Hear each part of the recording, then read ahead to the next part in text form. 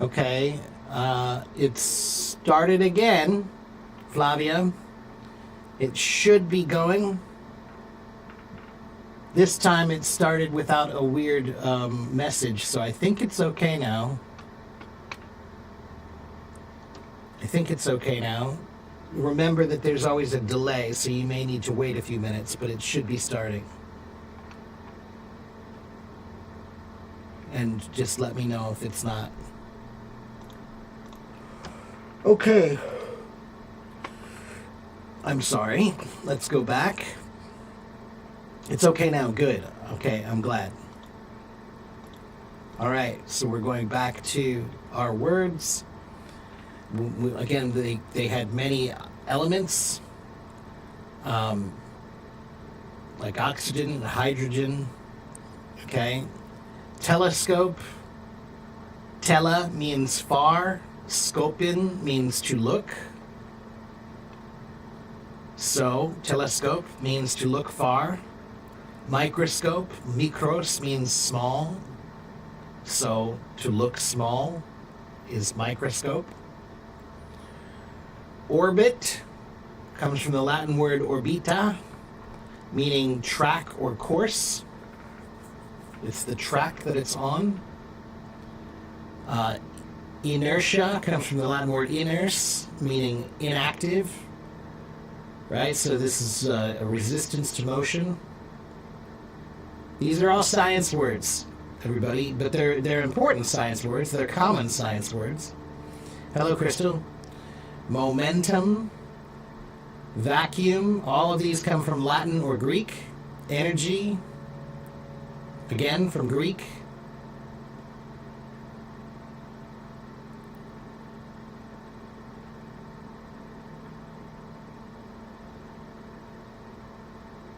So these are, to me, these are kind of self-evident. My screen is black. Can you guys see the screen? Can you guys see my screen? Yes. Crystal, maybe it might be your screen. You guys can see my chat GPT, right?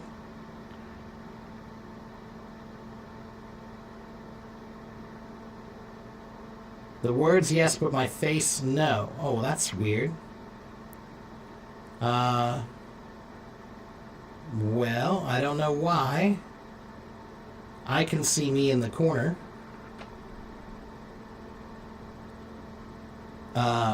Here, let me try stopping sharing and we'll try starting it again. What about now, Crystal? Can you see me now?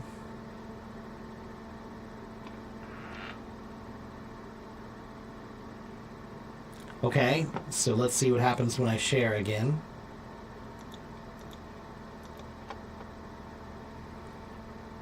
Is it just when I share, maybe? Now it's good. Okay, good. All right. So, I want to go through these kind of quickly because to me, these are self-evident mostly.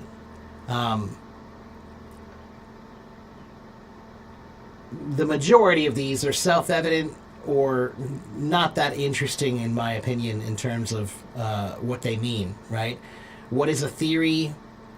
In Greek, the word theoria, meaning contemplation or speculation, right? To contemplate something, to speculate about something, to think about something, right?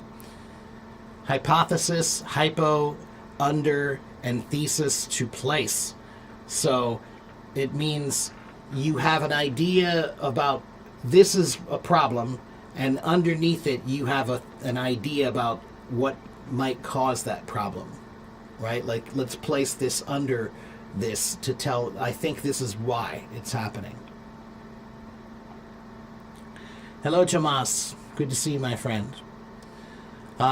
So we've got circulation from the Latin word circulatio. Calculus, from the Latin calculus, which actually means small stones, because they used to, math was used with counting machines that often used small stones. So calculus comes from the word meaning small stone, to calculate. you would use stones. Or an abacus, which also had beads like stones. Okay, so spectrum, quadrant, calculus, circulation, these are all science words. These all came from the scientific revolution. These words were created around that time. Okay, let's move on to the next part, because the next part's more interesting.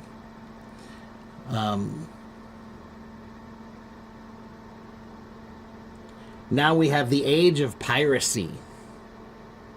The age of piracy was the 17th and the 18th centuries. And we had pirates in the world.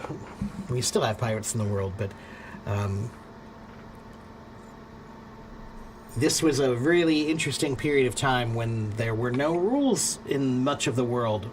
And so we had many pirates who were basically people who didn't care about the rules, and they would just do what they want to make money any which way they want. So let's take a look at some words that come from this time period. The word pirate, it actually comes from the Latin word pirata or the Greek word pirates, meaning an attacker or marauder. Right? So the word pirate means an attacker. Maraud. A marauder, to maraud, is a uncommon word or an older word that means to raid and pillage. Or maybe to chase and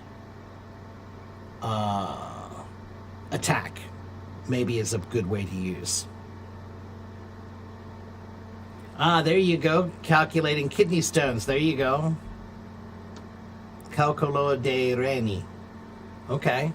Interesting. Too hard. Yeah. 今天的课就是有一点困难，因为就是那个因为英文的名词的历史，所以我觉得就是有一点困难。试试看，试试看，加油。Okay, well, how about the next word? A buccaneer. A buccaneer is another word that it's like another kind of pirate. And we don't use this word very often, but it is popular because we have a sports team called the Buccaneers. So because we had a sports team called the Buccaneers, we still know the word buccaneer. And it comes from a French word, boucanier, one who barbecues meat. That's interesting, because these were Caribbean pirates, right? And the word barbecue comes from the Caribbean. The word barbecue, it comes from a Caribbean word barbacoa, which was the grill that you cooked your meat on. That's the barbacoa. So the word barbecue comes from the Caribbean, and the pirates from the Caribbean were called buccaneers because the word boucanier means people who eat barbecue meat. They used to smoke the meat on these racks. Yeah, the Buccaneers are Michael Jordan's high school basketball team. Yeah, and there's the Tampa Bay Buccaneers is a sports team, famous sports team from America. Yeah, so look, what does this word, the French word for the rack where you smoke your meat is called a boucan. So, boucanier means somebody who smokes their meat. And why? Because the Caribbean people, that's one of the most popular things that they would do to preserve meat is smoke it or barbecue it. Okay? Privateer. Privateer. This was a special kind of boat that was a boat that was used to attack pirates. They were pirates that were hired by the government to attack other pirates. Yeah, so they were legal pirates. basically, is what they were. So private and ear, it basically is, yeah. You don't need to know much about that. It's just a kind of boat. It was a fast kind of boat that had government authority to attack other pirates. Corsair is another kind of Mediterranean pirate. So we have the general word pirate, which is like an ocean pirate. Buccaneer is a Caribbean pirate. And then we also have the Corsair, which is a Mediterranean pirate, which comes from the French word corsaire, meaning course. And I believe the reason why is because the pirates in the Mediterranean had a course, a certain route that they would travel. They would always travel around and around and around the Mediterranean, so that's their course. They were corsairs. And these were often Muslim pirates from the Barbary coast. They had a certain way that they would travel from here to here and back, and always attacking along the way. That was their course. Oh, this one I really like. Have you guys ever heard the term the Jolly Roger? Probably not, but have you ever heard Jolly Roger before? Anyone? Maybe in a movie, a TV show?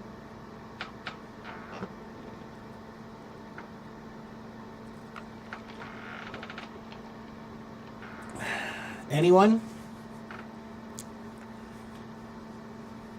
So, the word Jolly Roger is a word that's used to talk about the pirate flag. So do you guys know, what does a flag of a pirate ship look like? If you see a pirate ship, how do you know it's a pirate ship? It's black. The flag is black and black with the skull. That's exactly right. The skull and bones. That's right. But before the skull and bones, they had another flag that was the flag of pirates, and it was red. It was bright red. And the reason why is because the French term joli rouge, or joli rouge, means pretty red. And so the pirates' flags, Jolly Roger. Jolly Roger comes from joli rouge, meaning bright red flag. It was the bright red flag of pirates. So before they had the skull and bones cross the black flag, they had the red flags, and it was called a Jolly Roger. Marooned. To be marooned. What does that mean? To be marooned.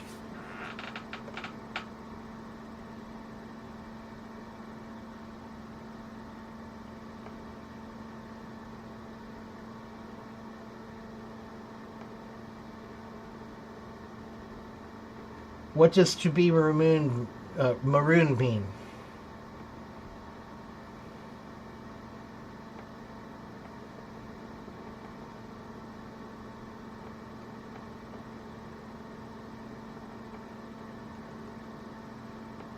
Anyone?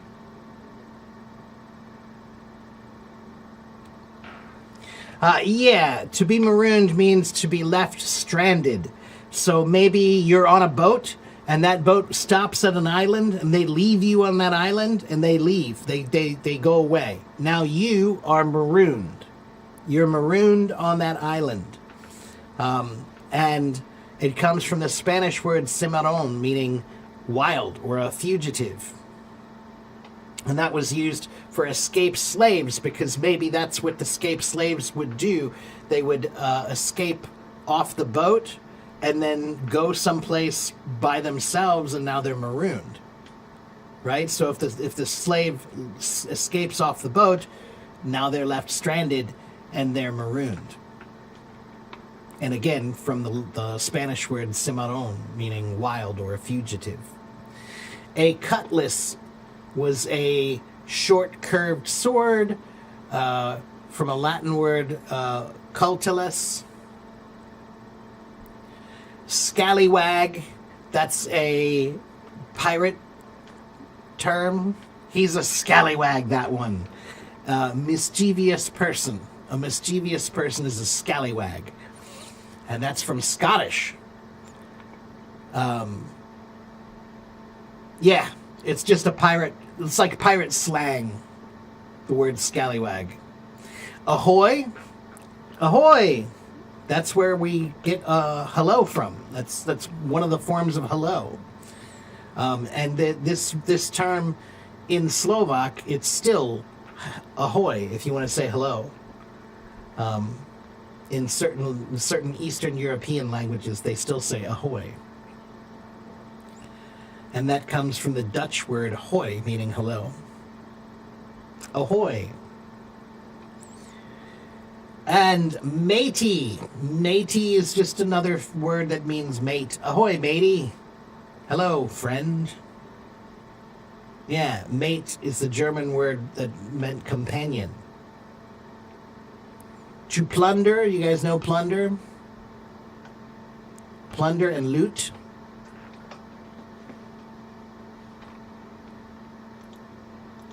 What is plunder?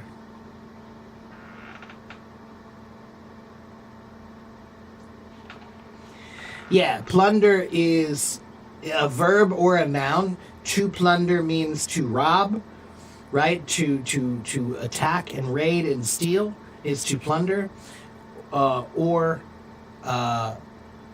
Plunder itself can be a noun meaning the things that you stole. And then loot is a word that means stolen goods, the things that you stole. It reminds me of Chips Ahoy, that's right. Because, Moana, Chips Ahoy was a joke. The word Chips Ahoy was what boats, the captains on boats, or not the captains, somebody on the boat would say, ships ahoy, meaning I see ships, hello, right? So they used to say ships, meaning boats, hello. So the guy who made that company, Chips Ahoy, he thought it was funny. They were trying to think of a name for the company, and Ships Ahoy was something everybody knew. So he decided to call his chocolate chip company Chips Ahoy. That was just recently on TV. I learned about that. Yeah. That's right. Downtown by Men at Work, right? And the Men Plunder. That's right. That's right. Plunder, to rob goods. Rum was a very popular alcoholic beverage back then. And it's funny because the word rum, it's probably from a shortened word, rumbullion. Rumbullion was an old word that meant to be loud and obnoxious, to create an uproar or tumult. So why? Because when you get drunk, you're loud. So it's funny, the word rum actually comes from a word meaning loud and annoying. Because that's what you're going to be if you drink rum. Loud and annoying. Landlubber. Landlubber is a word that means a land lover, meaning he's not good on a boat. If you get on the boat and you feel like, oh, I don't like this, I don't like boats, I don't like being on the ocean, then you're a landlubber. You're a landlubber. Swashbuckler. It's a term that means a daring adventurer.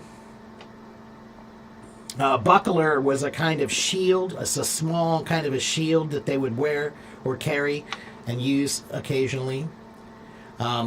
Okay, so most of these terms are not that useful because they're just pirate terms. They're ocean terms, right?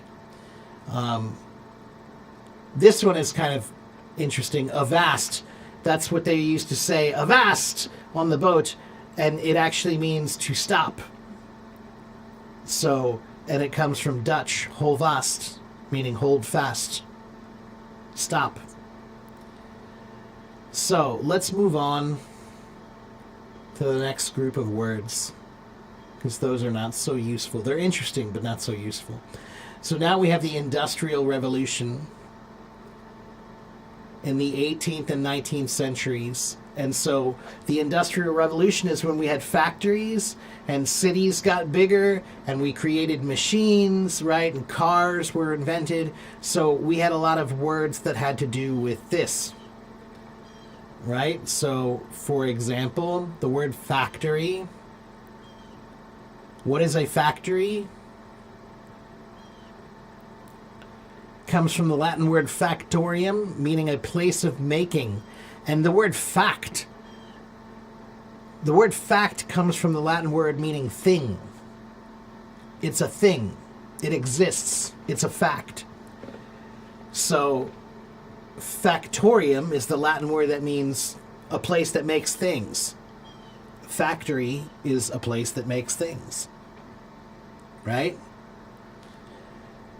Engineer, that's a kind of an interesting word. What is an engineer? What is an engineer today?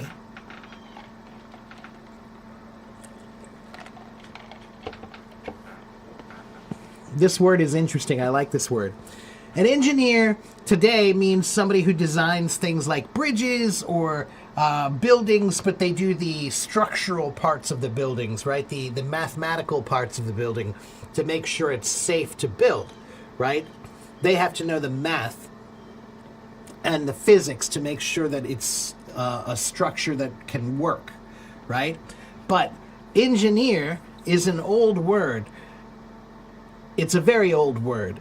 It originally meant a person that was that designed machines for war.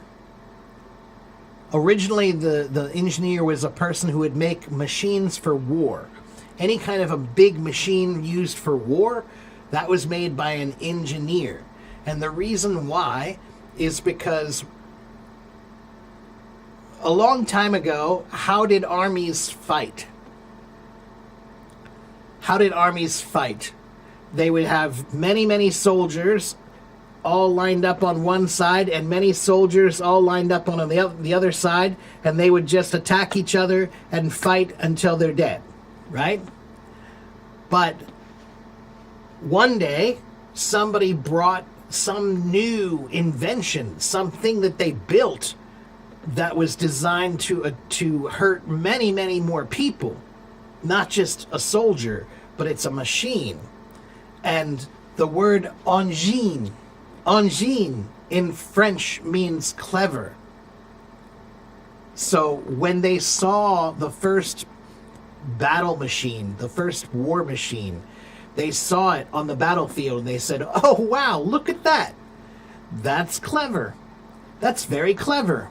We need to be clever like that." So the word engineer comes from the word engin, meaning clever, because they had to be clever. They came up with clever machines for war. Yeah. So the word engine actually comes from the word meaning clever. Yeah, so an engineer and engine both come from the word meaning clever or skill. Steam was popular because we used steam back then for machines. There were lots of steam machines, steam heat, steam everything. Locomotive. What is a locomotive? You know, it's really funny. When I read these, when I do this research by myself, I find this stuff very interesting. But then when I teach it, I feel like, wow, this is boring.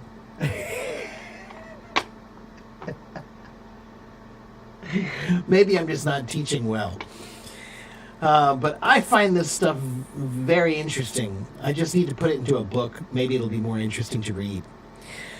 Locomotive, locus means place, modus means motion, so locomotive means something that moves you from place to place. And a locomotive is the early word that means train. So a locomotive is a train. It's an old kind of train. Railway.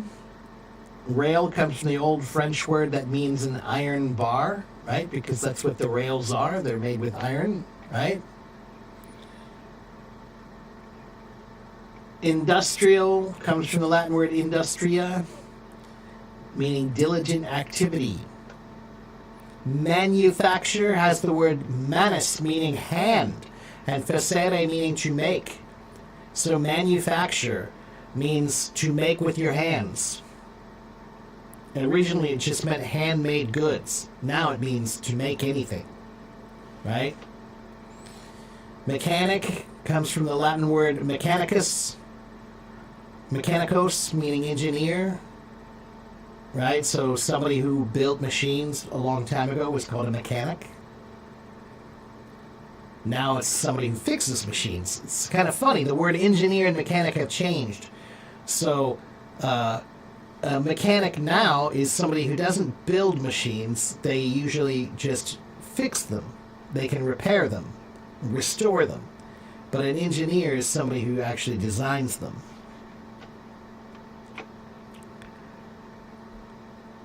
Okay.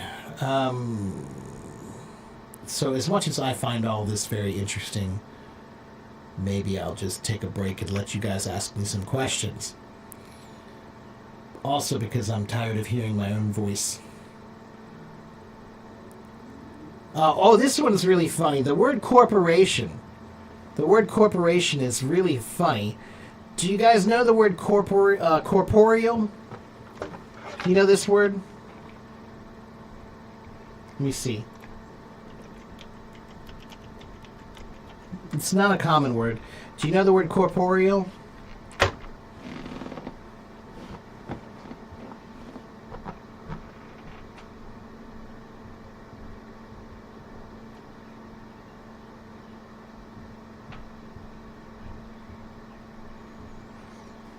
Corporeal means to have a body. So the word corporation, it comes from the word meaning to form into a body. But it has a second meaning. And the second meaning of the Latin word is to kill. So it's really funny because corporations kill people all the time. That's where we have the word corpse, right? What is a corpse? C-O-R-P-S-E, corpse. A corpse is a dead body. It's related to the word corporation. Corpse and corporation are related. I find that very funny. Corporations do kill people all the time.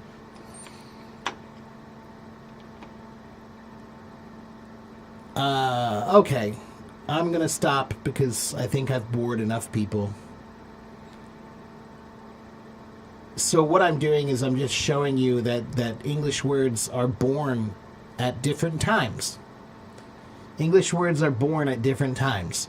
So these words were all born around the time of the Industrial Revolution. Right? And then we have other words that were born around the time of the American Wild West. Words like cowboy, lasso, saloon. Do you guys know what's a saloon? Do you guys know what a saloon is?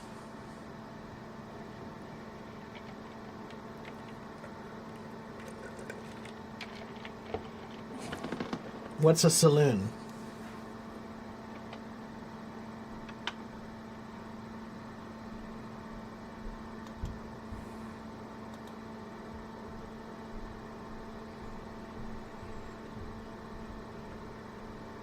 A saloon is an old kind of a bar, okay? In America, a saloon was a kind of a bar. But it's funny because the word saloon is like a rough place where cowboys would drink and maybe they'd had fights and all kinds of rough stuff happens in the saloon. But the word saloon comes from the word salon. Salon has two meanings. One is a modern meaning and the other is the original meaning. The original meaning of salon comes from French. It means a large room, but it was a large room where they would invite people to come talk about things, right? So you would bring a bunch of your smartest friends together and you would have a discussion about something interesting. that was the salon, the French salon. But that's funny because that is a very an academic, very intelligent type of activity. But a saloon is a bar for cowboys where it was the lowest activity. It's kind of funny that they're related to each other. Yeah, it was a living room, meaning a hall, right, but that's because that was the place where everybody would come to relax, essentially, right? There was a big place where everybody could come sit and relax. They had a piano and tables and food and drinks and things like that, right? But I just find it very amusing that the French salon is such a respected concept of historical academics coming together to discuss things in a very intelligent way. But the saloon was the lowest place that you could go to hang out, where it was dangerous, and it was mostly only men, because women wasn't safe for them. Only the working women were there, if you know what I mean. Outlaws. Outlaw comes from the Old Norse word utlager, meaning outside of the law. Utlager, meaning outside of the law. So an outlaw was somebody they've broken the law. Now you're an outlaw. Trailblazer. A trailblazer is a person who does something new. If you're doing anything new, then you are a trailblazer. To blaze means to make. So a long time ago in America, we were blazing many trails across America, making new trails because it was all new. It was all open. So we didn't have any roads or trails, so we had to trail blaze. Boom town. It's a real boom town. It means a town that grows really fast. It's a boom town, right? Sometimes you create a new city and it grows really fast, right? The gold rush, that was a time period when everybody was going out west to find gold. Shootout means two people are shooting at each other, fighting. That's a shootout. Buckaroo is another word that means cowboy, but it comes from the Spanish word vaquero, or vaquero meaning cowboy. Buckaroo, vaquero. Stagecoach. Coach is a funny word. What is a coach? You guys know what a coach is? What's a coach? When we're talking about stagecoach, what does coach mean? It's a carriage. It's a coach. Right? It's a carriage. That's an old word.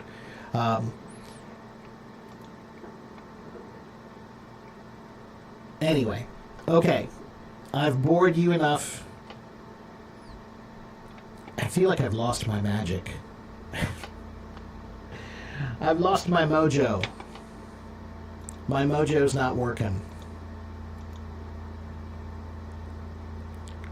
Okay, if you have questions about English, ask me your questions. If you have questions about life, ask me your questions. Go ahead. Open topic. Open topic. If you have questions, ask me.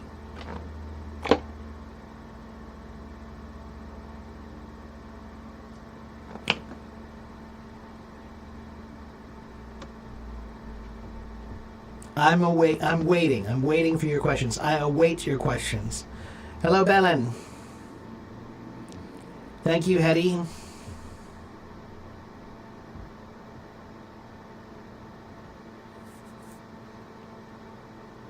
No one has questions?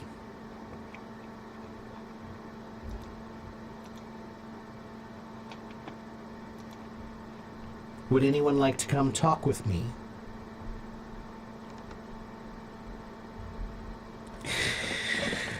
Oh.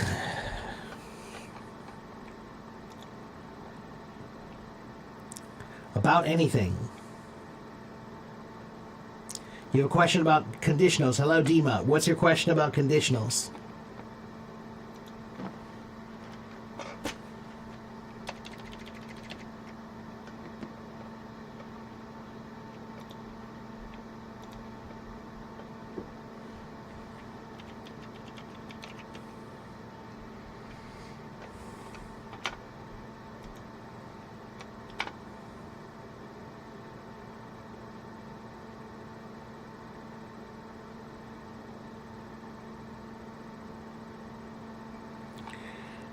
Oh, I really hope I can get my mojo back.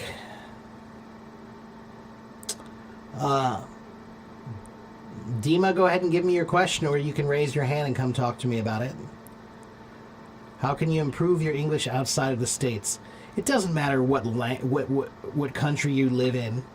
You can learn a language anywhere. You can learn a language on the moon. Ocean, you need a good plan for learning. That's it. A plan for learning means you need good materials, many kinds of materials. You need a good system. You need to understand the parts of language. And then you need discipline. But Ocean, the number one way to practice English outside of the States is to practice thinking English.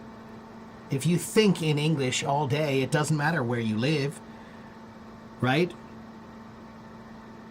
So when you learn a language, you should learn how to think in that language. And most of you have not done that. Is there any difference between back off and back away? Yes. Back off, I would say back off and back away occasionally mean exactly the same thing. But back off can have a more common meaning. That means stop bothering me, leave me alone, right? So maybe somebody is asking you a bunch of questions about something that you don't want to talk about, right? And you're getting upset. You're getting angry, and so you tell them, hey, listen, back off. I don't want to talk about this right now. Back off. It means stop bothering me with this. Give me some space. Okay? Back away is a more literal term of back away from for example, if the police stop someone, if they have a gun and they drop the gun, right? The gun is near them. They will say back away from the gun or back away from the car. So that's a literal meaning of to step away from, to move back away from something. Okay, to back away, right? But back off is a more it can mean the same thing.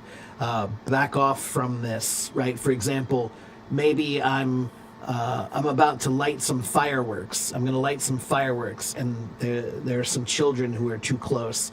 I might say back away the first time. Okay, hey guys, back away a little bit. I'm going to light off this firework.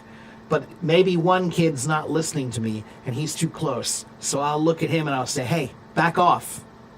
So in this case, back off means the same as back away, but it's more strong. So in that case, I think there are 3 ways you can use those. I hope that that helps you a little bit. So first, second, and third conditionals, do you always follow the rules of how to build them? Because sometimes I see people mix them. No, you can mix them. There are mixed conditionals. There's a whole thing called mixed conditionals.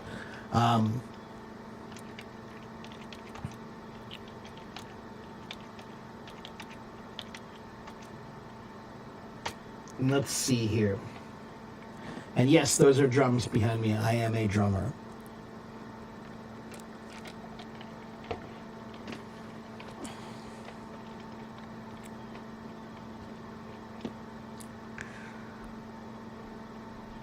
What is my opinion about tariffs? Tariffs are stupid. The man who came up with them is incredibly stupid.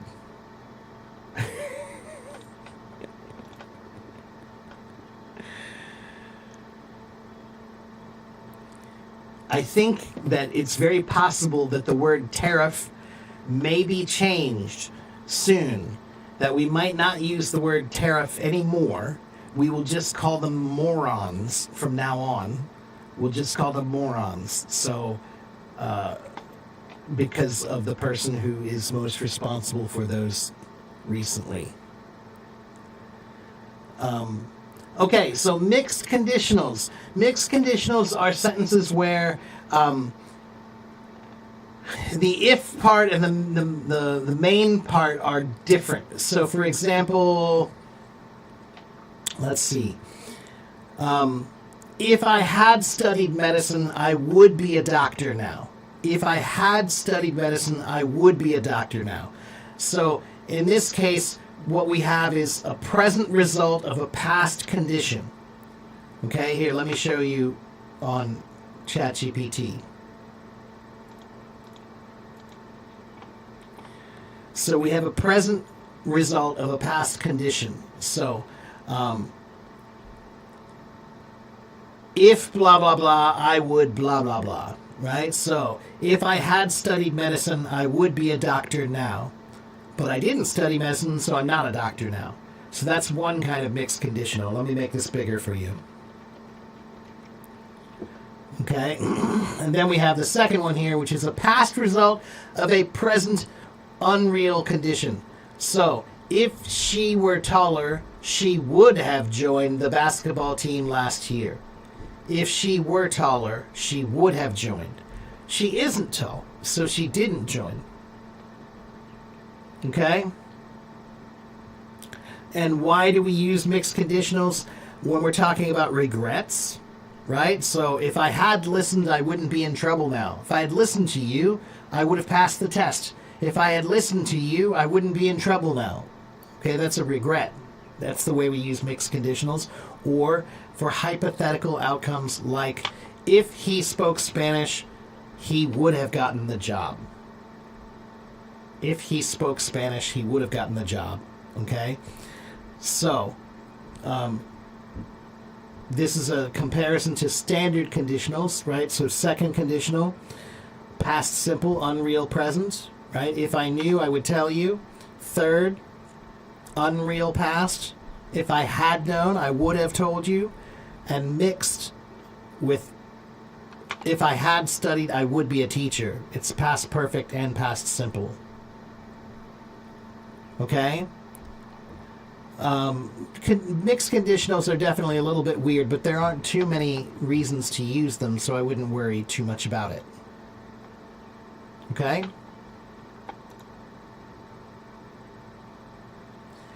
Yes, I do accept people to come on stage. If you raise your hand, Ornella wants to come on stage. Let's talk to Ornella.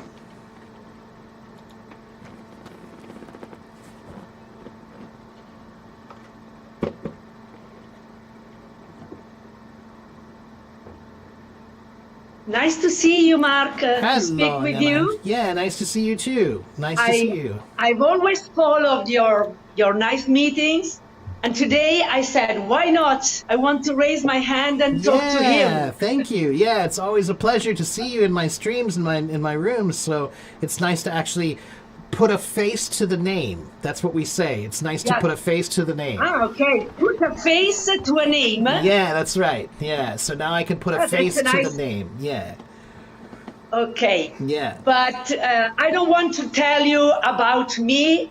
Probably you remember that I was an English teacher I do and I remember. retired 10 months ago. Mm-hmm. Okay? But today I want to tell you something, some curiosity about the conclave. Okay. Because you know that everybody in Italy is waiting to see the smoke coming out from the chimney on top of the Sistina Chapel. Yeah.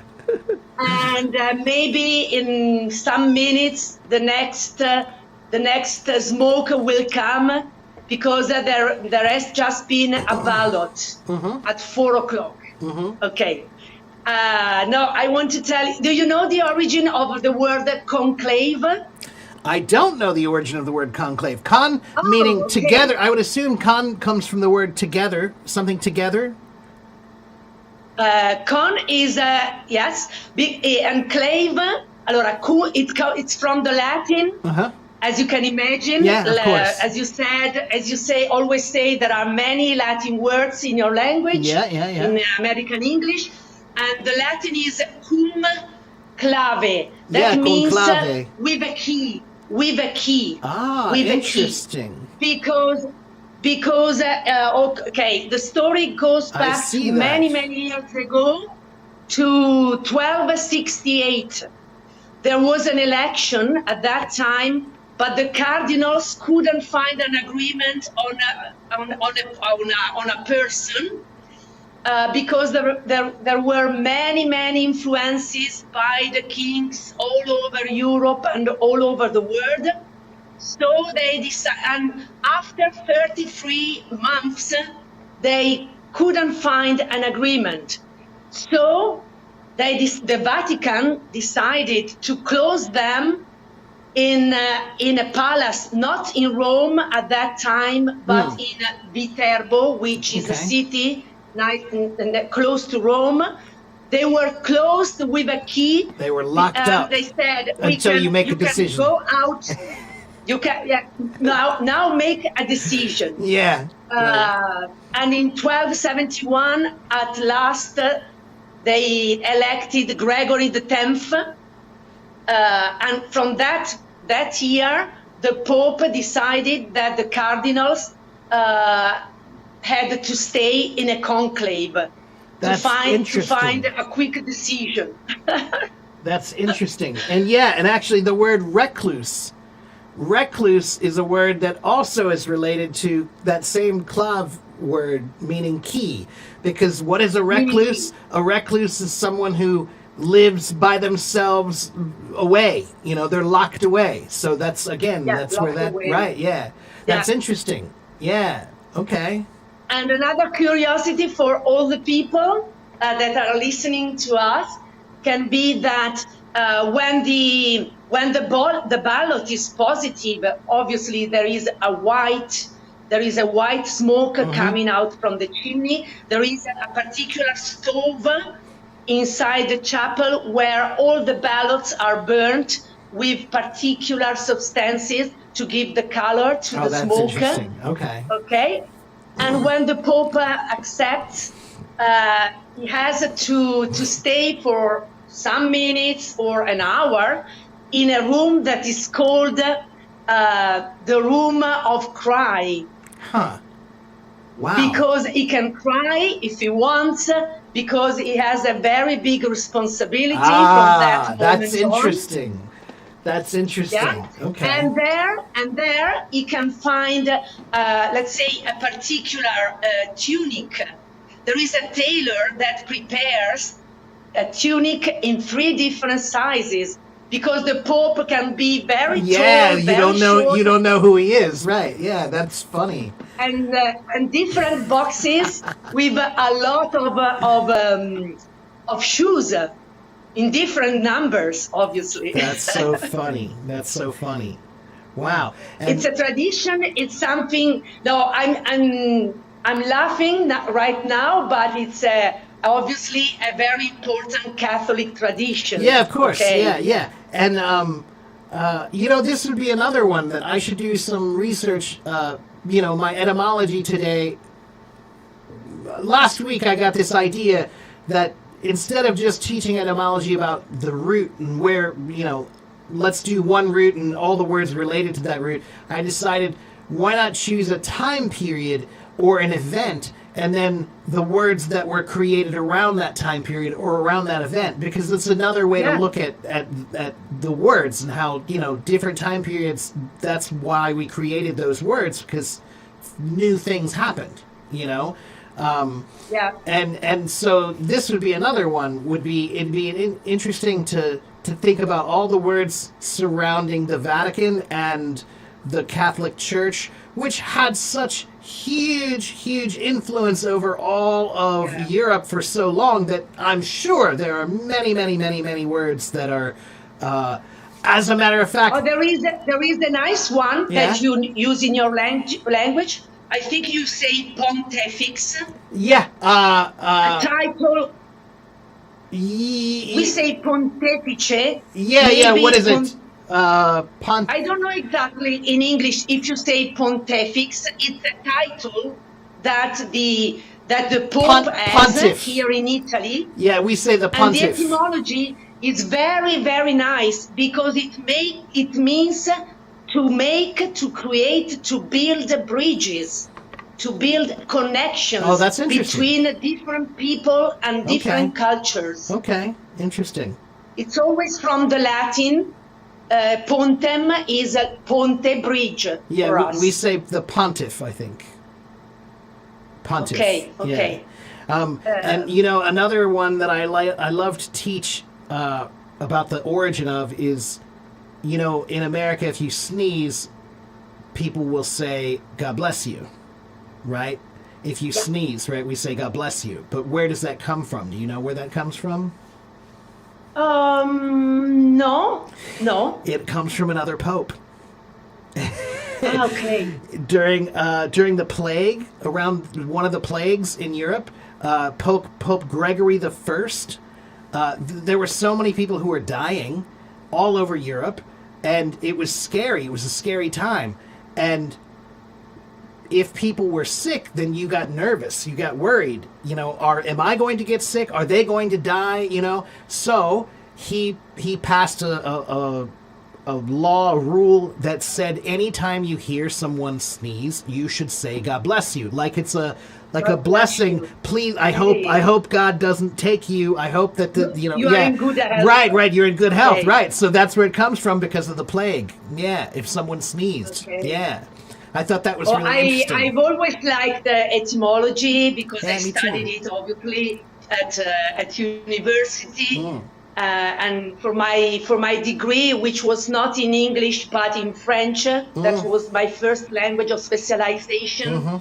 I wrote a thesis, non so se dite così. I made a research about neologism for a French poet. For a French poet. Okay. So I'm always curious about the origin of words. Yeah, like for me, I just find it to be, it's a lot like, it reminds me of fishing, where like fishing is such a boring thing, but when you catch a fish, then it's like, oh wow, it's so great, right? Yep. And etymology is the Right. same way, where like many words, that not that interesting, not that interesting, not that interesting. But then you find one word that's like really interesting, where it comes from, or what it originally meant, or some story about it, and you're like, wow, that's really cool, and that makes me actually want to learn it, So yeah, I mean, just yesterday we were talking about the word tournament, and that's a French word. Yeah, I remember. and yeah. I followed you yesterday. Yeah, and that one was interesting to me. It was like these are the kinds of things that when you're a child might think tournament. Oh, well, yeah, it has the word turn in it. That makes sense. But as adults, we don't even we don't even consider it, right? We take them for granted, and then we just don't even consider these basic concepts, But yeah, so many of them are really, really And interesting. another topic that I like a lot is idioms in different languages. Yeah. Because behind them there Yeah. is the history of There's the always a country, story. the culture. That's right. Yeah. And it's a and great it's way. very interesting. That's right. It's a great way to see how many concepts are cross-cultural. Yeah. It's so, there are so many of them that it might be slightly different, like a few words are slightly different, but it's the same exact idea. Like, for example, Yeah. the golden rule, do unto others as you would have them do unto you. That's the way we say it in the West. They have the same thing in the East, but instead of saying it in the positive, they say it in the negative. They say, don't do anything bad if you don't want anything bad to happen to you. So we say, do unto others, do well if you want to be treated well. That's what we say. They say, don't do badly if you don't want to be treated Don't do badly. Yeah, but it's the same thing, And yeah, there are many, many idioms that are cross-cultural that way. But yeah. I think that behind each word and the choice you make to build phrases and sentences is not casual. It's Oh, not. no, not at all. No, it has a lot of important. It teaches you. Language will teach you about the way that culture thinks. Yeah. You know, because, like, for example, Chinese people are a bit more direct when they speak about things often. And that's because their language is that way. Their language is very, very just the words are put together and you just present it. But in English, we often want to consider the delivery to make sure the delivery is smooth and doesn't seem too forward. So we package our words with lots of, well, I think we should do this if we want to do this, but I maybe think this that, and in maybe, my in opinion, my opinion, however right. Whereas in you know, in China, they might just say, like, for example, right? My friend might say, hey, you know, I think maybe you've been gaining a few pounds. You look like you've put on a little bit of weight, you know, but they'll do it in like a graceful way, you know, like, but I actually experienced this when I was in Taiwan, where my boss would just come in and just say, I think you've gotten fat. You know, like, just more direct, because that's exactly what they would say in China. Yeah, they'll just say, you are fat, right, exactly, right. Whereas we'll say it a little more nicely, like, you know, hey, have you been, you know, putting on a few pounds lately, you know?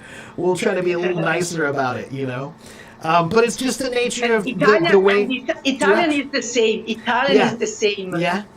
And then we also add a lot of gestures. Yeah, absolutely, yeah. Yeah, that's a perfect example. You know, Italians, you know, like everybody knows Italians use their hands and then they speak very physically. There's body language. Very physical, yeah. Body language is so important to Italian, you know?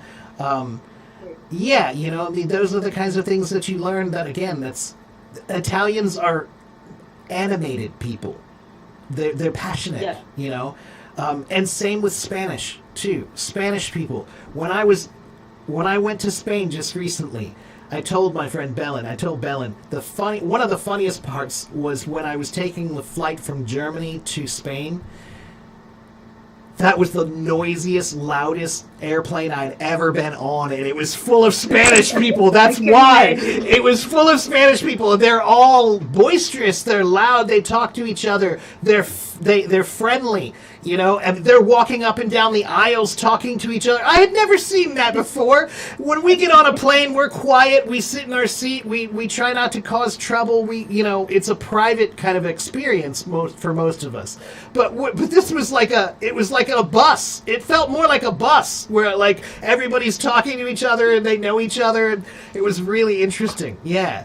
And again, it's the culture. It's part of a sort of our folklore.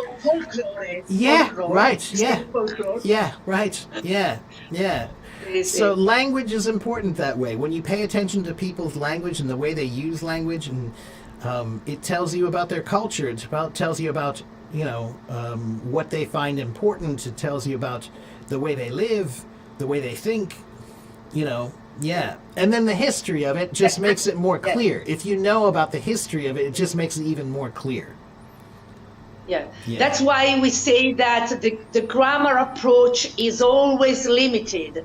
Exactly. Say that you know a language. That's right, yeah. And not only is it too limited, but it is the number one cause of language murder in the world. Meaning, like, many people give up when they face too difficult topics to remember. That's right. Yeah, grammar is the number one reason why people hate learning languages. You know, you're right. And they just, for so many years, I think they just said, well, that's how it is. That's how it is. It's not how it should be. And luckily, I started to teach English in a low secondary school in 1992. and I stopped last year. Unfortunately, a lot of things have changed in Italy according to the methodology the Italian teachers use, and also the books are different. So we have a more communicative approach in school too, because teenagers like to speak languages, and if you encourage them, they learn quickly. Yeah. Yeah, you know, again, that's a flaw in our system here because we don't learn another language until high school, usually, most of us. So we don't even get to choose a language till we're about 15 years old. Now, here, there are some major problems with that. One, it's late. It's late to be starting learning. Yeah, and unfortunately, you're missing an important time period when if you encourage children to learn language at the same time that they're developing their primary language, they develop together, like flowers growing together, you know? They grow together, right? But if you wait until later, you're missing the skills. They didn't develop together. Now they're not going to be connected. So that's what happened to me, where I had German for 3 years, but I never remembered any of it because German and English were two completely separate things to me. I didn't connect them at all. You know, many places that the way they learn language is early on. And there's one other big problem with teaching children language when they're 15 or 16 or 17. Teenagers that age is a time when everyone is judging everyone. Judging. And so high school kids, every single day is, they're worried about being embarrassed. Every single day. Right. Yeah. So that's a terrible time period to be teaching someone a language, because when you learn a new language, you have to be willing to be embarrassed. To be confident. Yeah, because you're going to make mistakes and they're going to sound funny, but you have to do it in order to get through it, right? So 15 is a terrible age because no. Luckily, in Italy, in the 80s, they started to study to present English in school at primary school. Oh, that so that's means great. Yeah. from 6 years old. And they continue for 5 years. Yeah. And in low secondary school, they must study English as a first language for 3 years, and a second European language, which is mainly German or Spanish or French in the past. And then we continue in high secondary school for 5 more years. Wow. So. Unbelievable. And normally it's 3 hours a week, which is not a lot, but I think it's a good start. It's a good start. But I mean, that is a lot more than we do. The majority of American kids, they might do 2 years of a language. If they're lucky, they do 4. And if I remember right, the statistics of success, the success rate is about like 30% or lower. And what I mean is that after they study the language, less than 30% will actually retain it or have an ability to use it at all. That's sad. That's what I tell people about. If you took a music class for 1 year and at the end of that year, only 30% of the kids could make music at all, you would say there's a problem. There's a major problem. How can you have 30% only able to make music? That's not, then there's something wrong with the teaching process if only 30% can make music.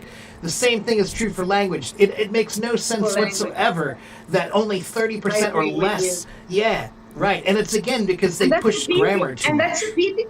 And that's a pity for the English-speaking countries, because they think that English is enough, and that's why they don't study languages at an early age. Yeah. I mean,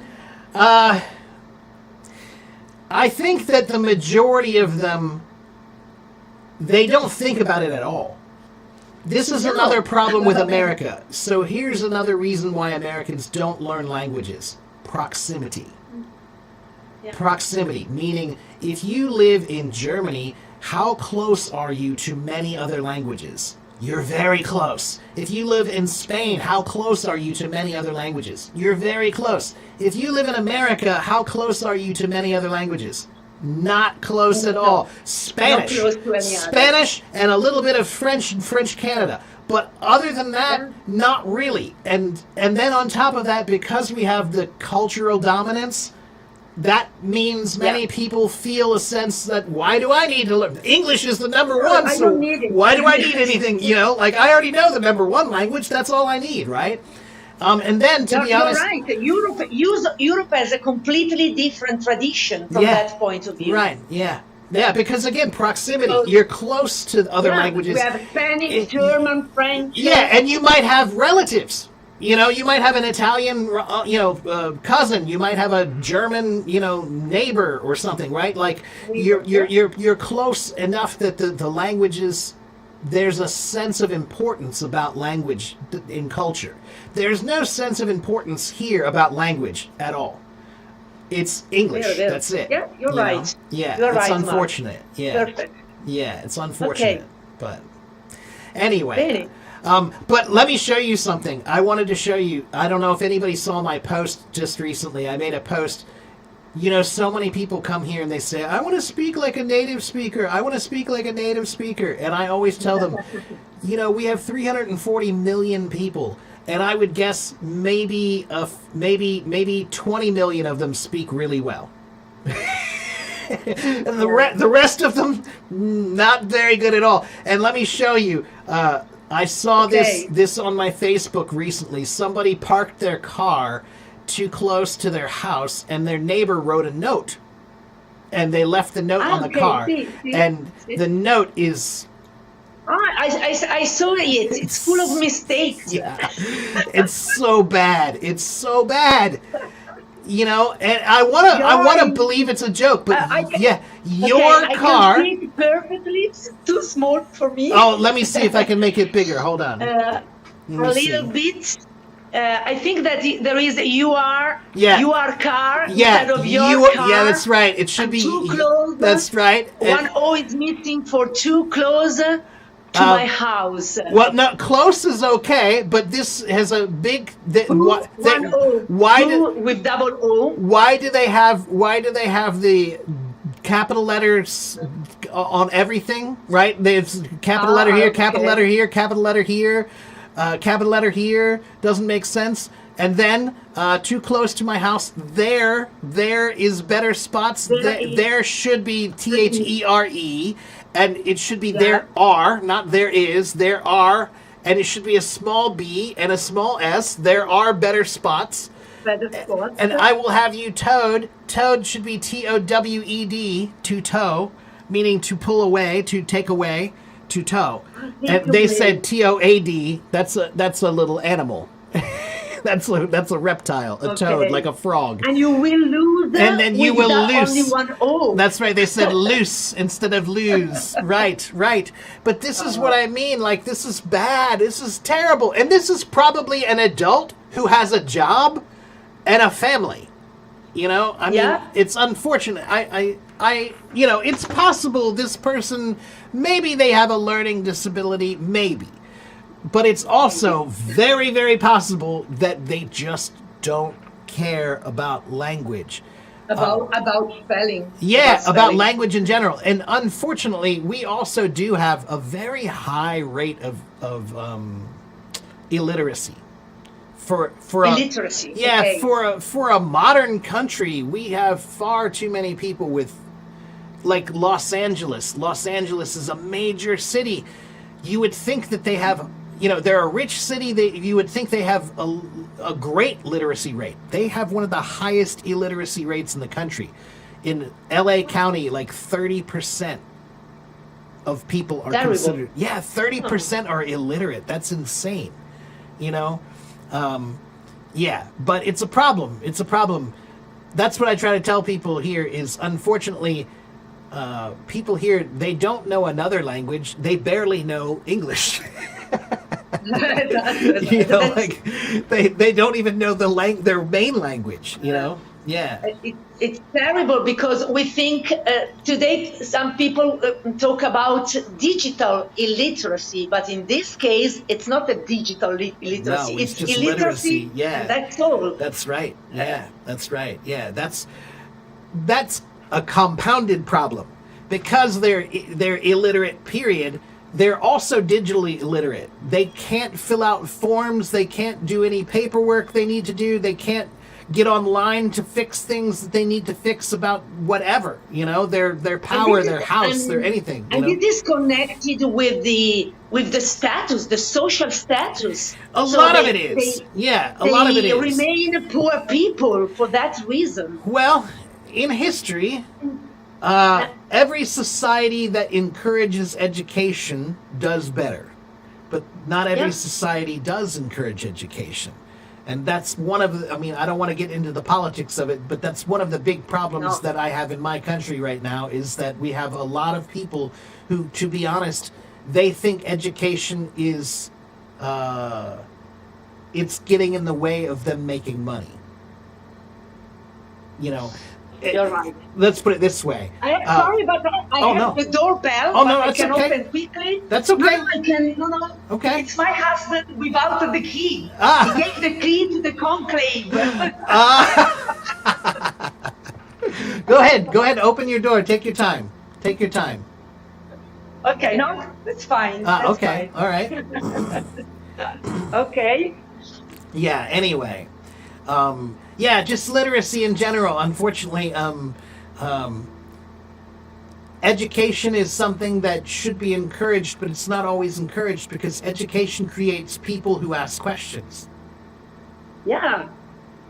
And You know? it's a powerful weapon. Yeah, that's very- going back to the Romans. The Romans used to call it bread and circuses.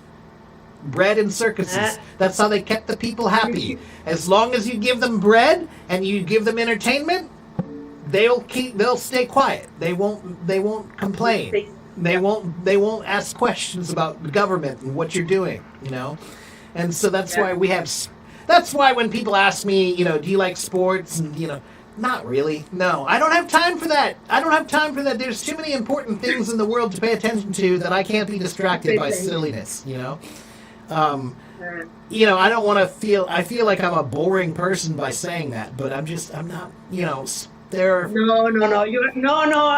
I don't think you are boring. No. Well, I just mean, some people will look at me and they'll just say, hey, lighten up, you know, it's just sports. And I know it's just sports, but like I said, there are just so many things to do and so many things to know and so many things to be a part of that I don't know why I want to spend my time doing that. Watching people play a sport, you know, it doesn't seem like a very good way to spend your time. And it just doesn't. Spend your time. Yeah, I mean, that's just me. It's just me. Yeah. No. Anyway, yeah. But I agree with you. I think that there are so many interesting things to see, to read. That it's a choice, but it's a choice. Okay. It is. That's right. It is. Yeah. And I think that there's a primal animalistic aspect to sports. What's the word I'm looking for? Let me think. Vicariously. To be vicarious, it means to live through someone else, through the actions of someone else. So when you watch sports, we get this, it's a sense almost like when we were cave people, when we were chasing animals through the woods. When you see someone doing that sport, there's something primal in you that says, oh, like, yeah, you can do that. Run faster, do more. It gets back to something primal inside of us that's instinctual. It's very old. But again, it's still, if you recognize that, if you see it and you say, yeah, I understand that you're excited by watching the guys run fast but it's still running. but it's still just guys running fast after a ball, right? It's still at the end. I just want everyone to remember, it's just a game. It's just a game. That's one of my favorite words for etymology is the word sport and the word competition. The word sport comes from the word disport, meaning to port meaning to carry, and dis meaning away, because sports would carry your mind away. They were a distraction. They were a distraction. It was not from your daily routine. Right, and it wasn't really supposed to be serious. It was a distraction, right? And then the word competition is interesting. Many people debate this a little bit, but the original meaning of the word competition, it actually means to strive together. Yeah. So it's weird because when we think of competition now, we think of against each other, right? You're fighting against someone. But the original meaning of the word actually means you're supposed to be doing something that's an action that you're trying to work on together. It doesn't have anything to do with whether you're better than the other one. It's just to see what you can do together. So a race was, yeah, you want to see who you can win, but it's an action that we all do together, Together. Yeah, that's the most important part, is the together part, But we've lost sight of that. Very interesting. Yeah. Very interesting. Yeah. There is always a lot for me to learn when I listen to you and also to the other people that come on stage. So I like to follow all your streams when I have time, obviously. I appreciate that very much. Recently I've been not feeling so good about what I do anymore, and I feel like I've lost my sense of purpose, about what I'm doing here. But I'm trying to get it back. I'm trying to feel good about it again. But I think part of the secret of that is when I started this, I wanted to help people with English, but I wanted to make connections. What I wanted is to feel like I know people who live around the world and they're cool and I like them and they like me, and friendships, not like a Facebook friendship where you just click and say, we're friends now, like an actual, let's talk. I want to see you. I want to see you and talk to you and know who you are and know what you're interested in and those kinds of things, to make connections. But I feel like I need to balance better, because sometimes I feel like I come on here and I just answer questions, and I don't make any connections, and it feels very... it feels like I'm just a tool that's being used, but I don't really feel like I have any of connection. And so I don't like that feeling when I love to connect with my students. So when you have a classroom, you develop a relationship with your students. Over time, you know them, you see them grow up, right? So that's amazing. But imagine if you were a teacher and every day you had new students who came into class and they're only there for one day. And they only ask the questions they want, and then they leave, and then you never see them again. That's the majority of the people who I have on my streams. Is people on the app. The app. They come in, they're here for 5 minutes, they don't know anything about me, they just want to ask their questions and leave. And then that doesn't feel good. That's not. But even in this case, I think that with your answers, you give them a lot. You give them what they need. So I try. Don't be worried about that. Well, it's not so much that I feel like I'm not giving them what they need. It's that I'm not getting what I need. You're not getting what you need. Yeah. Okay. I need to feel good about what I do. I need to feel good about it. When you develop a relationship with your students, you feel good about it. But when you don't, you don't. Right? So that's why, like I said, I like to talk to people on my stage. But I think that this is part of the limit of this app or other apps in general. So I think so many people that can access to your streaming, so you can select them. You can. That's true. But what I would say is, I feel like more people need to take the chance to raise your hand and come talk. You know, I think some of you are studying language, but you're forgetting the reason to study language. You know, you're supposed to talk, you're supposed to communicate, you're supposed to make connections. You're supposed to express yourself and listen to the expressions of others. You know, that's the point. And so again, it's kind of weird to me when I have 60 people in the room and I ask who wants to come talk to me and nobody raises their hand. That's weird. Come on, guys, what are you? 5? Why are you so shy? What are you so afraid of? You know, if it wasn't if it was a room with a random person, maybe I would understand. But I'm a teacher, and I take my job seriously, and so you shouldn't have you shouldn't worry about talking to me, you know. But in general, even adults continue to be afraid of being judged. Yeah, but you especially when you come to languages, because everybody is judging your competencies at that moment. Sure. In any case, because as you said, today I put a face to my name. Yeah. So it's a sort of courage. Yeah, it does. That's right. It's a sort of courage. To show you to other people. It's a courage that we all should develop more, because it's an important part of your own self-esteem. You know, you should feel confident enough to present yourself to someone. Present yourself to the world. With no makeup. No makeup, sure. Yeah. Nothing at all. Yeah, again, you know. That's the problem, I think. That's the problem. Yeah, that is part of the problem. Everybody wants to look perfect. That is true. That is true. And I'm sure many of you have seen me get upset every once in a while when I come on my stream and maybe somebody says, you know, you look fat today, or your hair looks funny or something. And I want to say, like, what's wrong with you? You know? Would you say that in a classroom? If you were in a classroom, would you say that to your teacher? Would you raise your hand and say, hey, teacher, you look kind of fat today, and your hair's not looking very good? Would you? No, you wouldn't say that.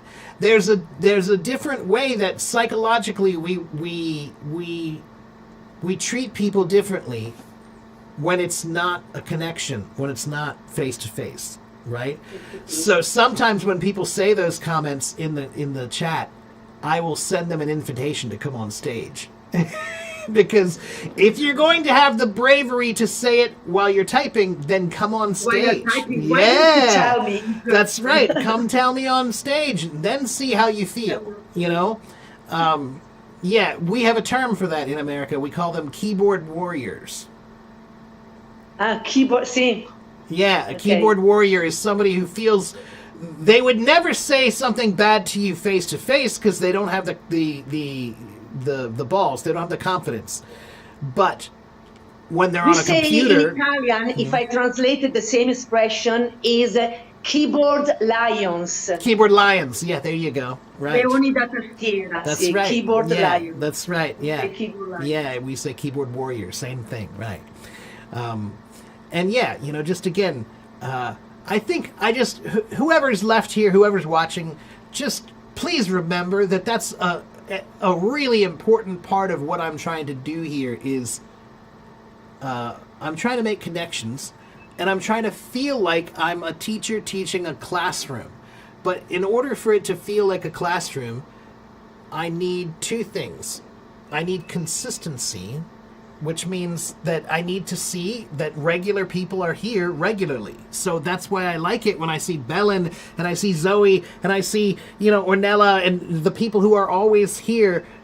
It makes a big difference to me because I know that there's someone I'm not starting over every time. You know, they know my methods, they know my ideas, they know what I'm about, right? So I need consistency, and what's the other thing I need? Well, I need people who are willing to have the patience to learn. And that's another huge problem today is nobody has any patience anymore. Everything is quick and fast. If you get can't, bored in that's a few right. minutes. Yeah, it is. It's, you know, I mean, you know, it sounds like I'm an old guy, but the biggest problem with young people today is just that they don't have any patience to do anything. You know, asking them to read a book is like, you know, like, that's too hard, reading a book, you know, like, what? You know, come on, you know, it's just a book, read, you know. But again, that's something that happens all the time, is somebody will come into my room and they don't know anything about me. They say, can I come on stage and talk to you? Or can I ask you a question? Or answer my question right now. And if I don't answer them right now, they leave. You know, and again, right, this has been a nut I've been trying to crack. That's another good idiom, a nut I've been trying to crack for a while. I'm trying to figure out how I can feel more like I'm connected to a group of people that I'm teaching. And I want more people to feel like, oh, I want to be part of that too. What do I have to do to be part of that, you know? So I've been trying to think about how can I make the fan club a real thing. The Hello Talk fan club right now, it doesn't mean anything. It doesn't do anything. It doesn't mean anything. I have not used it at all. It has no function. I want to have a fan club where, you know, to be honest with you, if you're not in my fan club, you can't come on my stage. It should be that way. And how do you get into my fan club? Earn it. Come consistently. Watch. Ask good questions. Believe me, I will know you. I will see you. I recognize names. I recognize the pictures. I recognize the profiles of people who are consistent, who ask good questions, and who are serious and want to really learn. And that's what matters to me, is I'm not able to... I agree with you. The way I live, I don't do anything that's not based on my own personal passions. And I need people who reflect that. So what I mean is if I'm going to be passionate, I'm going to give myself, I need people who appreciate it and can respect what I'm trying to do. But that means that they have to know that, you know, again, yeah, I've been here for many years. And you know, it's a positive feedback for right. you. Yeah, for yeah, your, that's right. That's right. Yeah, and it makes me feel like I'm building on something. That's the biggest thing I'm trying to get rid of, is this feeling that I'm standing on ground that is always moving out of under me. You know, like I'm doing stuff, but the ground is moving under me, because it's always new people who don't know anything, and they've only been on Hello Talk for 5 minutes. You know, they don't know anything. Yeah. And just recently, they did tell me that there's a new change coming, I hope soon, where they're going to make some distinction between teaching rooms and random rooms, you know? And I hope they do. I hope they do. That might make a difference. Some small difference. You know, at least then the people who will be going to those rooms will know.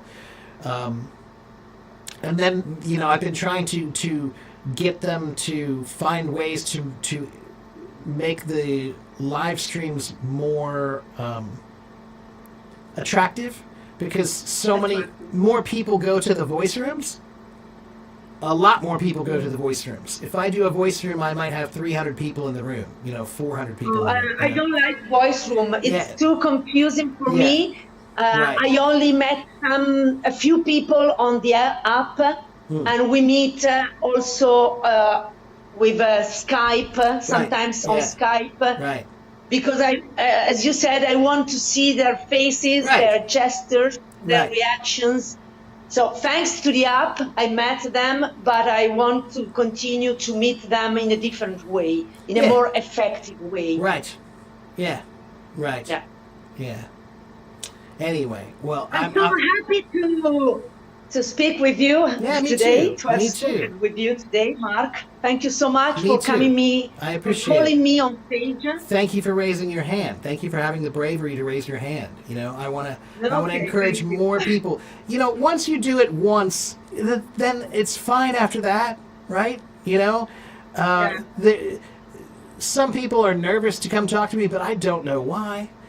I will say that I don't like to brag about many things about myself, but there is one thing I do feel I'm good at, and I feel I'm pretty good at making students feel comfortable. You know, just relax. It's fine. Relax. I've been doing this a long time, and I know that students need to feel comfortable to learn. That if you don't feel relaxed, that you can't learn. So the first thing I've always done is tried to just make people feel comfortable and relaxed. And so more people need to have the bravery to, you know, raise your hand, come talk. You know? No, you obviously do it, but it's not so easy. My time is almost it's up. okay. That's okay. That's all right. All right. Yeah, that's another thing. So I'm I working have on to that say too. goodbye now. All right. Take Goodbye care, now. Ornella. Bye-bye. I'll see you next time. It was Ciao, wonderful to talk to you. grazie. Bye-bye. Thank you so much. Take care. Ciao. Thank you. Yeah, that's another thing I'm working on is I have a plan. I want to try to get Hello Talk interested in this plan because I want them to create a system for you to be able to earn more time, more daily limit time. Like, okay, they give you 1 hour. Great. Can you earn more than 1 hour by doing something that's beneficial to the host or to Hello Talk? That would be good. You know, if you could earn 15 minutes by sharing 3 times, if you could earn, 10 minutes by making a post, I don't know, something like that, you know? So you could earn more time to be on stage. Yeah. And then I also am working on why, you know, if you go to the voice rooms, everybody, I know what you think. When you go to the voice rooms, you think you're going to get more practice speaking. And what I will tell you is you might get more practice speaking, but I would ask you to think about whether that practice is good practice or not. So sometimes they say practice makes perfect, right? We say practice makes perfect, right? But in truth, that's not actually true. If you practice, that does not mean you'll be perfect, because if you practice poorly, then you will perform poorly. So the true statement should be perfect practice makes perfect performance. So what that means is you have to have good practice. You have to have good practice, not just some practice. So some of you go to these voice rooms and you think you're going to get practice, but you're not getting good practice, so it's not really valuable. Right? So, 1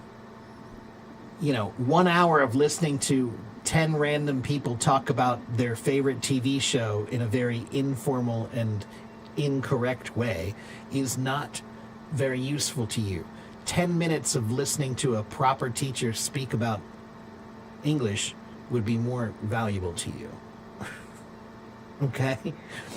Thank you, Ornella. It was really my pleasure to see you and to meet you. And again, it's those moments where I get to meet somebody who's been watching me for a while.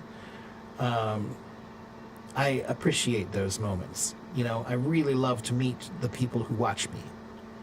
If you've been watching me for a long time, especially, I really like to actually meet those people.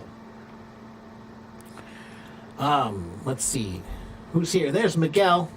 The sound is great now. Good. So Miguel, the only thing I did differently was Miguel, if you're still there, I had 2 cameras plugged in at the same time, and I noticed that both cameras, the lights on the cameras were both coming on when I turned on my stream, which was weird because I only had 1 camera activated. But I think somehow it was getting confused, and maybe it was taking audio from the camera and the computer at the same time. Maybe that might have caused some problem. So, if it's better now, I'm glad. That's really all I did. Okay, let's see. Who will win the India-Pakistan war? Nobody, because nobody wins when there's a war. And if you want to know my, let's see, an English learning site, you go right here to my website. Go to my website and sign up on my website, and there are many, many, many free resources on my website to study English grammar, writing, reading, listening, speaking, everything. It's all on my website. Go there. And you can also go to my YouTube channel there.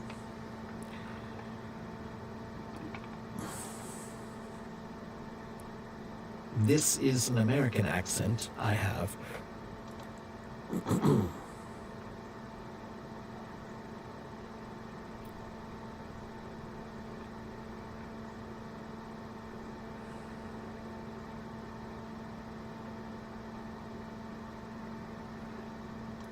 I missed Gunter. I didn't see him there.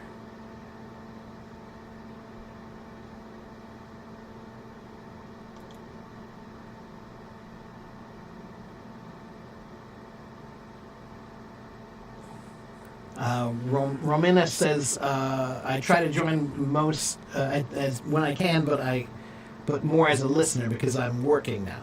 Yeah, look, I understand if you can't come online or can't come on stage. That's one thing. That's different. I'm not talking about if you can't come on stage. I'm saying if you can, but you are too afraid to. Why? Of all the things to be afraid of in life. I understand being afraid of sharks. I understand being afraid of tigers or lions or bears or snakes. But I don't understand being afraid to come online and speak.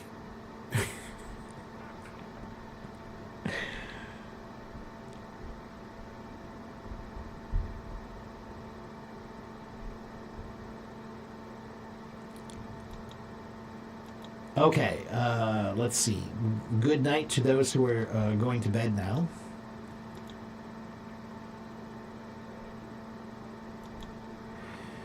What do I think about the Harvard fixed paper of Ministry of Education? Huh? What is this about?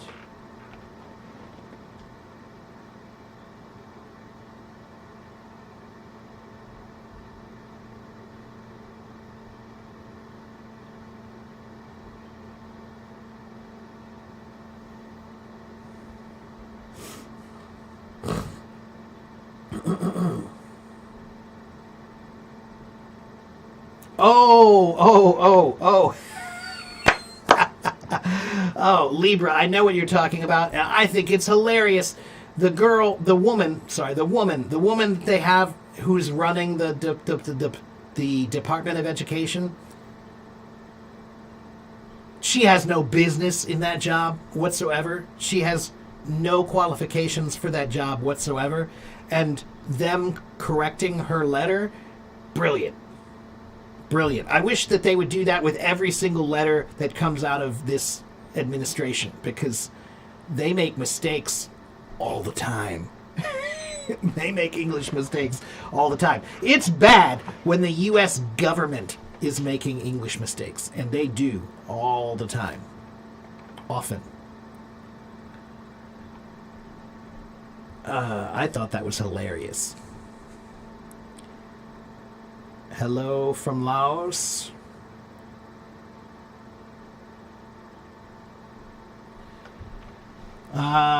You just joined, you just got a new job, and you need to speak with your colleagues using English, but it's very challenging for you because they speak very fast.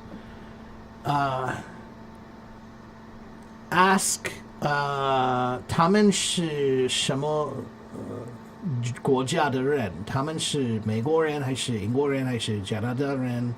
他们是什么文？什么人？不是什么文，什么人？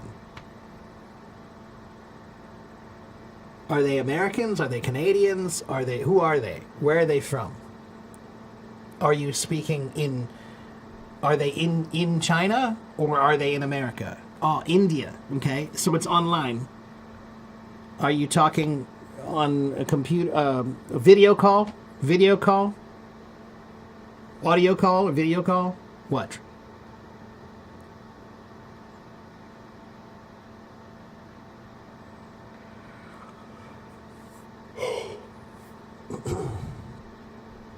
Okay, so it is online. Audio calls. Okay, so here is what I will tell you. One, you should ask them to speak more slowly. Okay? Hindi, their language, or many of the languages in India, they have a very fast sound to the language. So when they speak English, it sounds fast because the nature of their native language also sounds fast. And the pronunciation of Indian language is using a small mouth. And so when they speak English, sometimes it's hard to understand because they're still using a small mouth. So it's not so clear. So I would tell you, first, you should ask them, please don't speak too fast. Just tell them, right? So I have to say it in Chinese all the time. 不好意思，请可以说慢一点吗? Okay? So you can do the same thing. I'm so sorry. Can you slow down a little bit? Because my English is not so good. All right? So you tell them that. Then, the second thing you should do, you should record the calls. Ask permission if you can record the calls. If you can record the calls, now you can practice listening to them later. And you're not going to listen to just some Indian guy, some guy from YouTube. No, you're listening to the Indian guy that you work with. So if you listen to him every day, you will improve your ears. Your ability to understand him will get better because you're listening to his voice, right? So that's what I would suggest is, 1, ask them to slow down. 2, try to see if you can record the calls so that you have practice material to listen to. Okay? Good practice materials. Okay?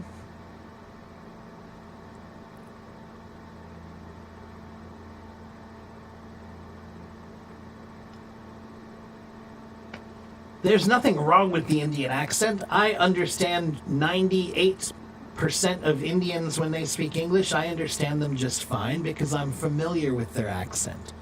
But it becomes more complicated. If you're listening to me and you're trying to understand my accent, that's one thing.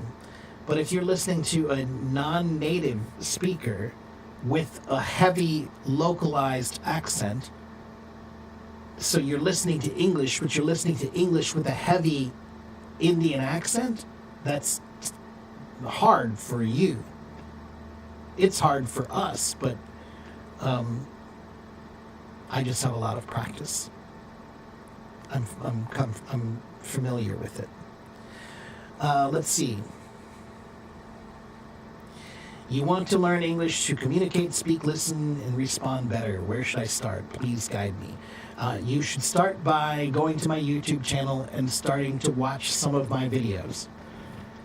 Watch some of my videos, take notes, and write down some of my ideas so that you know what to work on.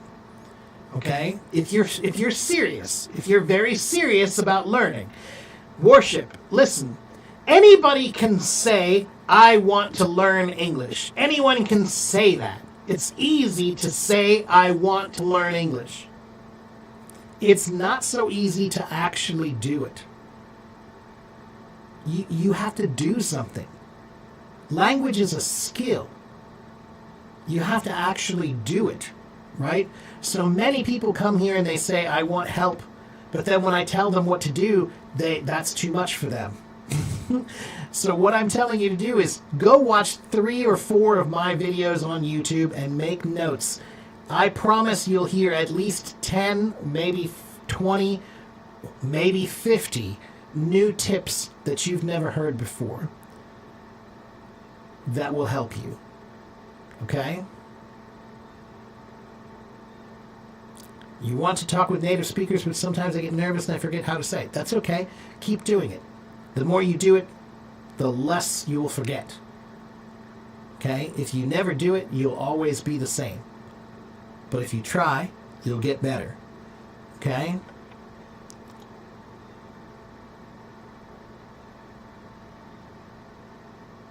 It required some time for me to get used to the Indian accent. Yeah, like again, Dima, I've listened to people in every country, so I'm familiar with almost every accent now. And most of the time, I can understand. My ability to understand English, even when it's spoken poorly, is pretty high. But for someone else who's learning English, it makes it much, much harder, for sure.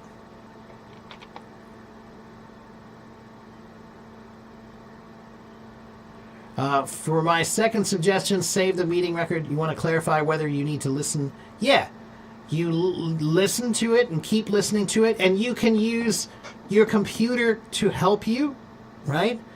If you use your computer, maybe your computer can hear him and maybe it will understand his English with subtitles, right? So you can try to turn on a subtitle app that will hear what he's saying and put subtitles on the screen for you, right? Maybe that will help you.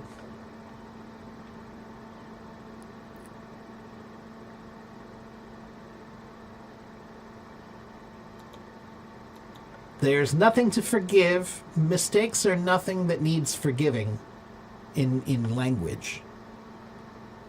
In language, mistakes are nothing that you should ever ask for forgiveness for. Mistakes are something that you should expect to be part of the process of learning. Okay? Mistakes are part of the process of learning a language. So don't say, I'm sorry. Okay? Say you're sorry if you're not making mistakes. That's the problem. If you're not making mistakes, that's what you should say sorry for. Okay? Are there some English accents which I barely understand? Dima, last year when I went to Spain to visit Belen, I went to the Prado Museum, the famous Prado Museum in Madrid. And I was waiting in line, and there was a guy behind me who started talking to me. And when he started talking to me, I had no idea he was speaking English. And he was from Scotland. He had the strongest Scottish accent I've ever heard in my life, and I had to really, really concentrate. I had to listen carefully to understand him. And I still think my understanding of him, I think, was maybe 70%, but about 30% of what he said, I had no idea what he was saying.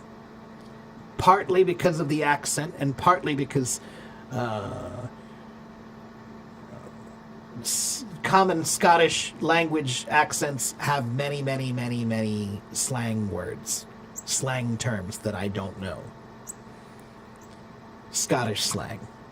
So, yes, there are some accents that even I have trouble understanding. It's got to be pretty bad, but yeah.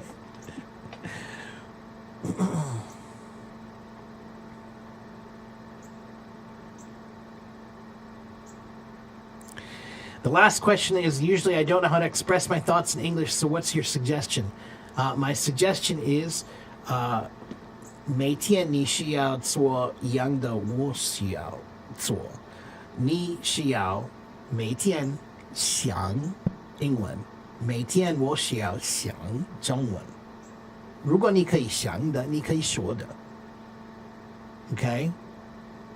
可是你需要常常想。Okay? If you can think regularly, usually, often, think in English, then you can practice. Okay? I told him he has to do what I have to do. I have to practice Chinese by thinking in Chinese. He has to practice English by thinking in English. Okay?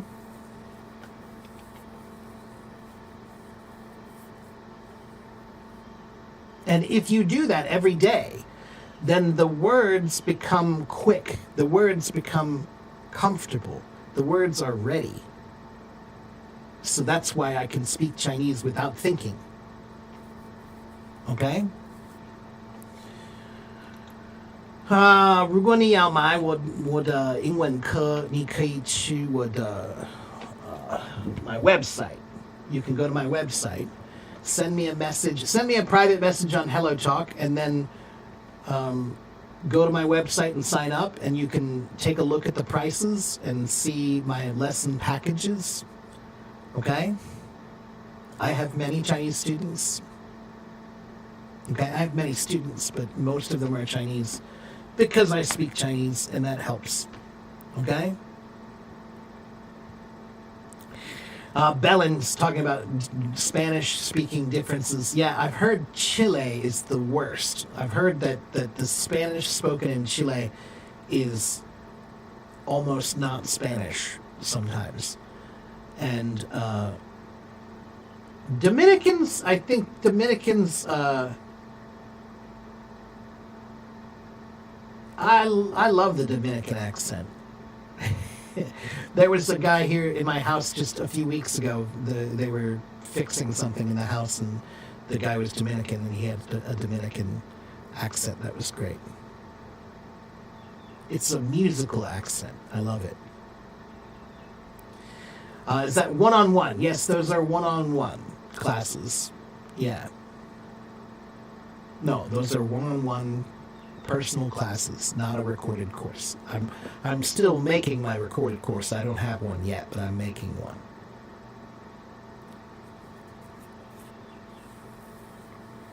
How can you speak English with a bond? Huh? What do you mean?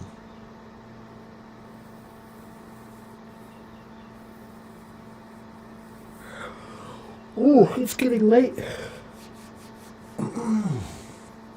How's the weather? It's cloudy but nice today. I think it's going to rain a little bit later. But it's comfortable. It's spring. Yeah. Well, let's see. I think Brazil is the only South American country who doesn't speak Spanish. Yeah, right. That's the history, right? You have different history. The Portuguese came to Brazil. And the Spanish came to the rest of South America, right?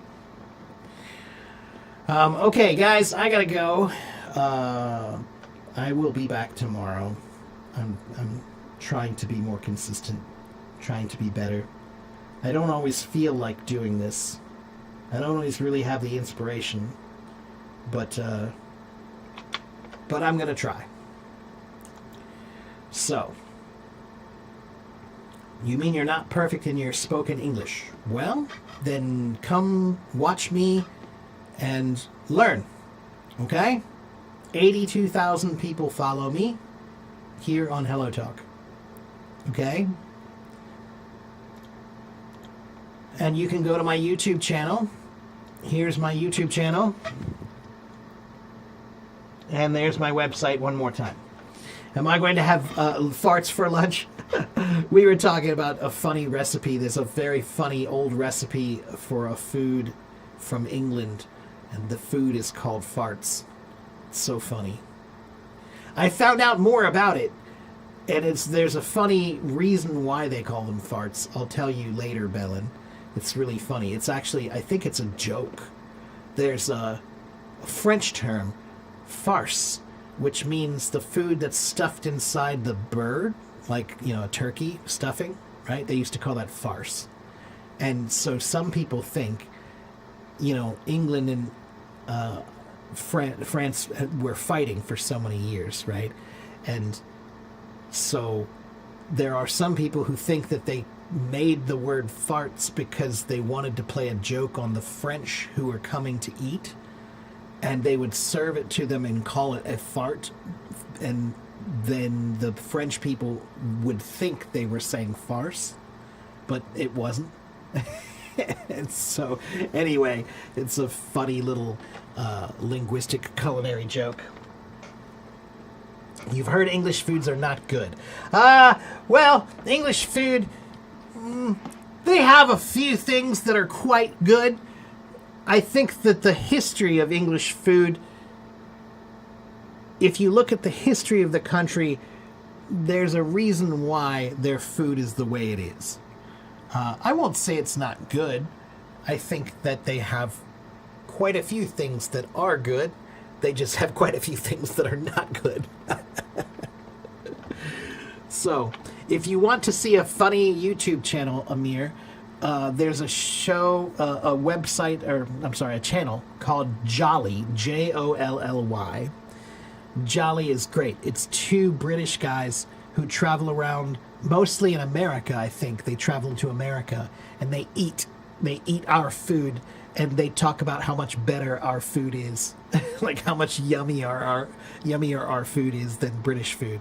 Jolly, that's right. Take a look at it. It's two young British guys, and they just travel around eating all of our food and our best food. It's really good. It's really funny. They also have some videos that are interesting where they have British kids, students, and they'll give the British kids American snacks for the first time. They've never tried them before. They don't know what they are. They don't know these American foods, and they try them for the first time and tell them what they think. It's really interesting. Yeah. So, all right, guys, I'm going to go. I'll see you guys next time. Have a good morning. Have a good afternoon. Have a good evening. Bye.